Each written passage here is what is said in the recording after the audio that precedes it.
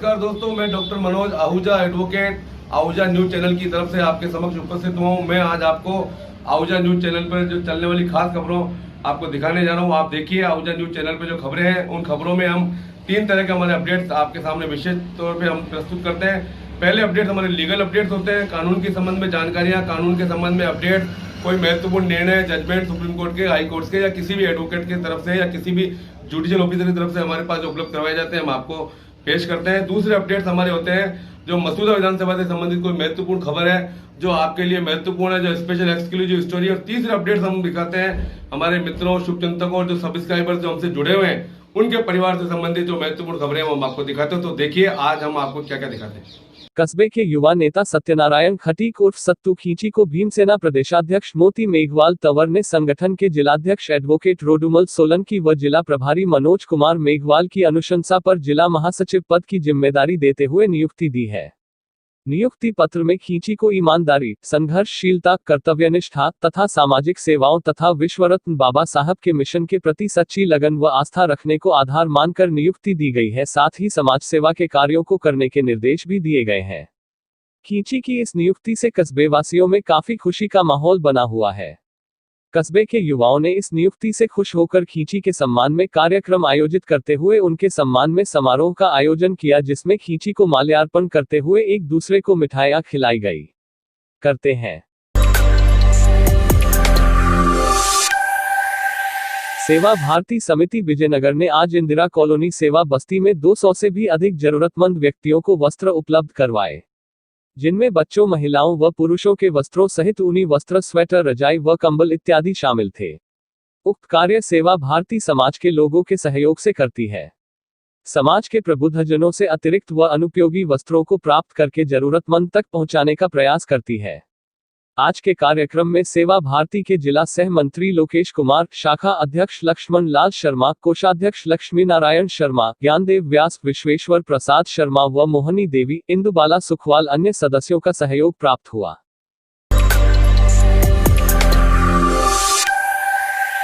भारत देश में यूं तो कई प्रकार की संस्थाएं अपने अपने कार्यों के माध्यम से हमारे देश की पुरातन सभ्यता व संस्कृति को जीवित रखने तथा उसका प्रचार प्रसार करते हुए लोगों को जोड़ने का प्रयास करने में लगे हुए हैं, लेकिन इस तरह की गतिविधियों को मूर्त रूप से साकार करने के उद्देश्य से सबसे महत्वपूर्ण काम भारतीय सिंधु सभा द्वारा किया जा रहा है। भारतीय सिंधु सभा के प्रदेश प्रभारी महेंद्र कुमार तीर्थानी ने बताया कि भारतीय सिंधु सभा देशभक्ति के जज्बे को ध्यान में रखते हुए अपनी पुरातन सभ्यता व संस्कृति से रूबरू करवाने के उद्देश्यों को साथ में लेकर लेह व लद्दाख की प्राकृतिक घटाओं से जोड़ते हुए राष्ट्रभक्ति की प्रेरणा देने के लिए प्रतिवर्ष सिंधु दर्शन तीर्थयात्रा का आयोजन करते हैं, जिसमें पूरे देश के 10 से 15 हजार तीर्थयात्री शामिल होते हैं। यह यात्रा सन 1997 से अनवरत चलाई जा रही है, जो प्रतिवर्ष जून माह में संचालित की जाती है। इस वर्ष इस यात्रा का 25वां साल होने की वजह से सिल्वर जुबली वर्ष के रूप में महाकुंभ का आयोजन किया जा रहा है, जिसमें सिंधु नदी के उद्गम स्थल पर दर्शन व स्नान करवाया जाएगा। यात्रा में संत महात्माओं की संगति का लाभ दिलाते हुए राष्ट्रभक्ति की प्रेरणा के केंद्र के रूप में सैनिकों से मुलाकात करवाई जाएगी। यह यात्रा इस वर्ष 19 जून से 27 जून तक 2 ग्रुपों के माध्यम से संपादित करवाई जाएगी। इस महाकुंभ से ज्यादा श्रद्धालुओं को जोड़े जाने के लिए वो अपनी टीम के साथ प्रचार प्रसार करते हुए लोगों को यात्रा के उद्देश्यों की जानकारी देने निकले हैं। इसी क्रम में आज वो जिला मंत्री मोहन तुलसियानी, सांस्कृतिक मंत्री घनश्याम थारवाणी भगत, कमलेश शर्मा के सानिध्य में अजमेर से प्रारंभ होकर नसीराबाद, बांदनवाड़ा, विजयनगर, गुलाबपुरा व भीलवाड़ा में जाकर लोगों को पीले चावल बांटकर यात्रा में शामिल होने के लिए निमंत्रण दे रहे हैं। इस अवसर पर आज बांदनवाड़ा पहुंचने पर एडवोकेट डॉक्टर मनोज आहूजा ने सभी पदाधिकारियों का माल्यार्पण कर स्वागत अभिनंदन किया और इस महान उद्देश्य में सफल होने के लिए शुभकामनाएं देते हुए खुद ने भी इस यात्रा में शामिल होने की सहमति व्यक्त की। दोस्तों, आज मैं आपको मिलवाने जा रहा हूँ भारतीय सिंधु सभा के पदाधिकारियों से। भारतीय सिंधु सभा एक ऐसा संगठन है जो हमारे देश की सभ्यता व संस्कृति को बढ़ाने के लिए नित्य आयाम स्थापित करते रहते हैं और हर साल ये सिंधु दर्शन तीर्थ यात्रा करवाते हैं। इस बार ये 25वीं तीर्थ यात्रा करने जा रहे हैं। इस तीर्थ यात्रा में बहुत ज़्यादा से ज़्यादा लोग शामिल हों, हमारे देश की सभ्यता और संस्कृति के लोगों को पता लगे, इसका आम जन में इसका इफेक्ट हो, प्रभाव पड़े और लोगों को इसका बहुत ज़्यादा बेनिफिट हो। इसलिए ये जो संगठन के पदाधिकारी हैं अजमेर से निकल के भीलवाड़ा तक में पीले चावल बांटते हुए जा रहे हैं और लोगों को ज़्यादा से ज़्यादा इस यात्रा में शामिल होने के लिए निवेदन कर रहे हैं। और इस यात्रा में शामिल होने के लिए बिल्कुल आसान सा उपाय है, ऑनलाइन आवेदन भी किया जा सकता है। और मैं इस संस्था के द्वारा क्या क्या किस किस प्रकार के कार्यक्रम करवाए जाते हैं मैं आपकी बात कर रहा हूँ प्रदेश प्रभारी महेंद्र कुमार तीर्थानी जी से। नमस्कार।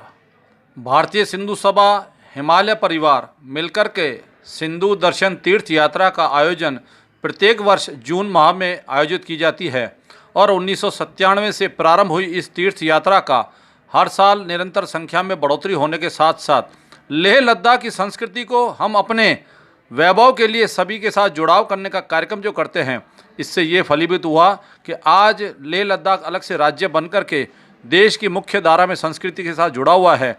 वहाँ की संस्कृति को जानने के लिए इस तीर्थ यात्रा का आयोजन जो किया जाता है उसमें सभी सनातन धर्म प्रेमी हर साल सम्मिलित होते हैं। देश भर के अलग अलग राज्यों से भारतीय सिंधु सभा के कार्यकर्ता व अन्य सामाजिक संगठनों के प्रतिनिधि सम्मिलित होते हैं। इस बार विदेशों से भी ऑनलाइन रजिस्ट्रेशन प्राप्त हो रहे हैं व अलग अलग देशों से तीर्थयात्री इस तीर्थ यात्रा में सम्मिलित होने जा रहे हैं। इस वर्ष 25वीं तीर्थ यात्रा का आयोजन हो रहा है और प्रथम बार सिंधु महाकुंभ का विस्तृत बड़ा कार्यक्रम वहां आयोजन किया जा रहा है, जिसके लिए 2 भागों में ये तीर्थ यात्रा होगी। राजस्थान के तीर्थयात्री प्रथम भाग में सम्मिलित होंगे जो 19 से 22 जून तक वहां पर लेह लद्दाख में आयोजित होगी। 16 जून से लेकर के हम जम्मू से रवाना होंगे, श्रीनगर व कारगिल होते हुए लेह लद्दाख तक पहुंचेंगे।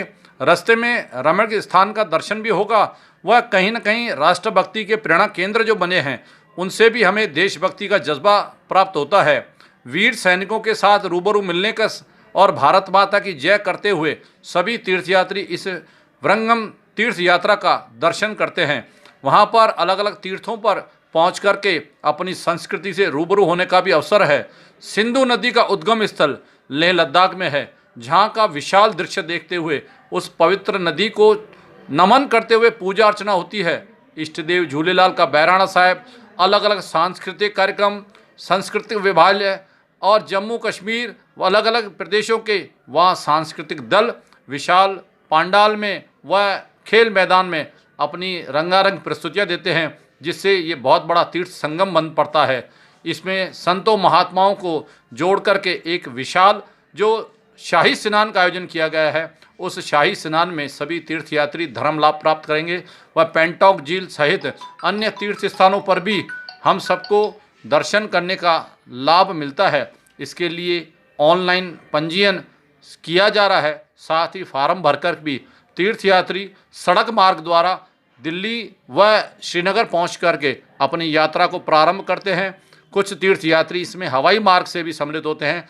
जिनको 19 तारीख को दिल्ली पहुंचना है वह 19 तारीख को फ्लाइट के द्वारा सीधे मनाली से लेह लद्दाख पहुंचेंगे।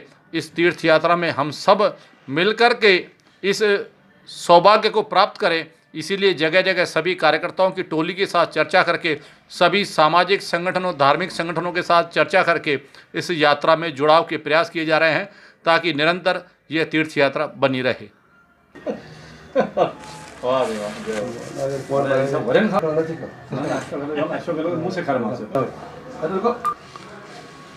मोहन तुलसानी, भारतीय सिंधु सभा जिला मंत्री का दायित्व। सिंधु दर्शन यात्रा में इस वर्ष जो 25वीं सिंधु दर्शन यात्रा है, इस निमित्त आज नसीराबाद में एक बैठक का कार्यक्रम किया गया और वहाँ पे तय किया गया कि आने वाले दिनों में आसपास के जितने भी जिला केंद्र हैं और तहसील केंद्र हैं उन पे इस यात्रा के निमित्त बैठकें की जाएंगी और अधिक से अधिक संख्या में लोग इस यात्रा में जा सकें और भारत दर्शन कर सकें। इस यात्रा का जो रूप रहता है वो लघु भारत का रूप रहता है। हर प्रांत से, हर शहर से, हर ज़िले से जो लोग आते हैं तो वहाँ एक हमारे को लघु भारत का एक रूप दिखने को मिलता है और हमें दिखता है कि हमारे यहाँ की जो जगह जगह की जो सांस्कृतिक है वो कितनी विशाल है।